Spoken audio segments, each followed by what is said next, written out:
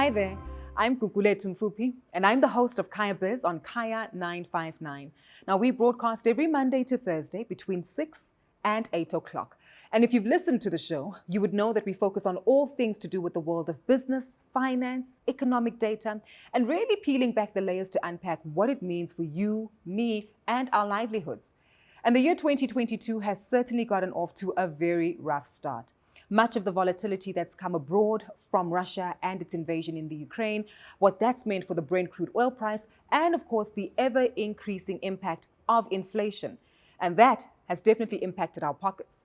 Think petrol, think cooking oil, think food prices. These are all themes that have somehow had a ripple effect into the cost of goods that we pay for on a day-to-day basis.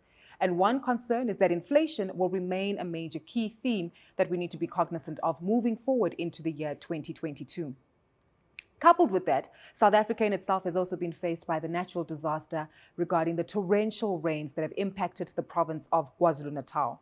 And maybe we need to deep dive into this to get a clearer understanding on what the ripple effects will be for the rest of us in the country who might not be based within the province of KZN. One thing's for certain is that it's reminded us of the important lesson of preserving lives and, of course, the impact on business.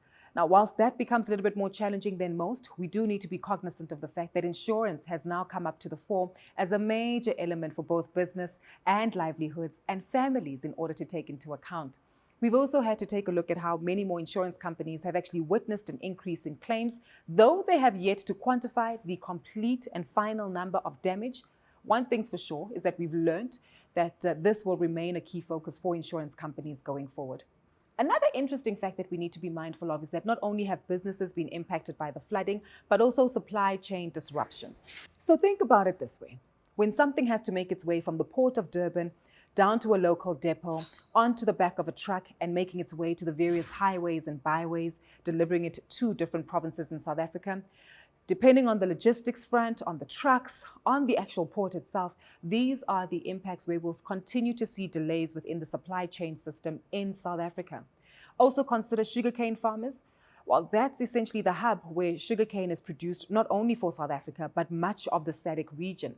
And we're well aware that the Sugarcane Growers Association of South Africa has mentioned that they've lost close to R250 million due to the damage of the floods.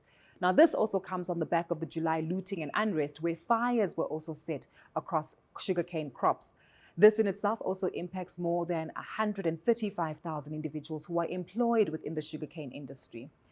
Now, if you consider that and also wonder about the impact it has on employment, on social development, these are some of the shockwaves that we need to prepare for as members of the business community.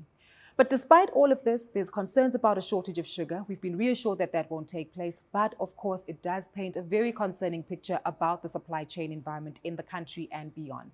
So even though this is still an isolated incident for the moment, it is one that has far-reaching ripple effects and will continue to be counted as being one of the most significant economic contributors to the year of 2022.